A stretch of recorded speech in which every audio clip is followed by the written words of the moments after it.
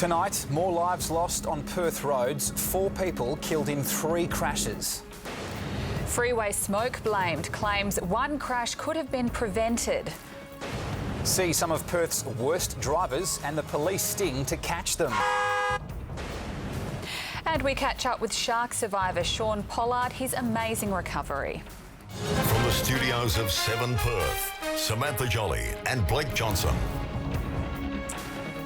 Welcome to 7 News. 4 people killed in 8 hours on Perth roads has police stunned and other drivers demanding answers. Fog and smoke from a fire near the Kwinana Freeway is being blamed for one deadly crash. The order was given to reduce the speed limit, but the freeway wasn't closed. Jordan Cutts reports. 2 kilometres of the Kwinana Freeway shut down, closed in both directions and covered in debris from a horror crash that killed 2 men and left a 3rd man in hospital. Police say this is what caused it: thick fog and smoke from a month-old fire still burning. The truck has hit the rear of the van that's apparently been stationary due to the fog on the freeway. From that, the truck has rolled. Drivers couldn't see more than a metre in front of them, but the freeway wasn't closed. The speed limit remained 100 kilometres an hour. We had to wait for the fog to clear before we could actually start the investigation. Blake Harrison was on his way home at 2 o'clock this morning. Visibility so bad, his taxi driver pulled over and Blake called 000. Cars were just braking everywhere and couldn't see in front of the bonnet. Police have confirmed they received several calls.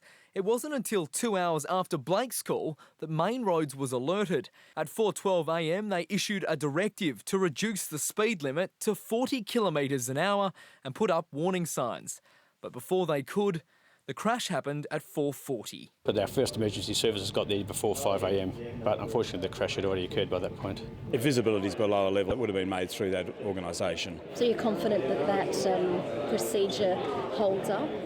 Yes, I am, and very tragic that an accident occurred. The driver of the semi-trailer had to be cut from the wreck.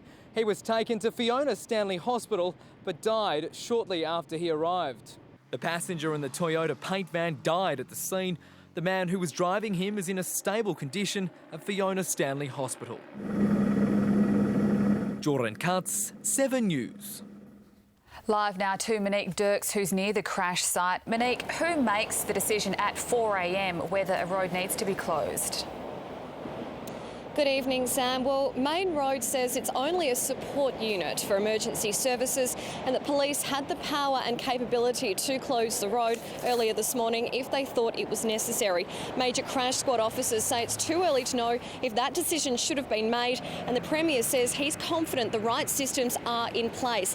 Northbound lanes of the freeway reopened mid-afternoon. Southbound lanes have reopened in the past hour after what was a very long operation to clear the terrible stretch of debris left by this crash. Traffic was impacted for most of today, and tonight 2 more families are in mourning. Blake. Thanks, Monique.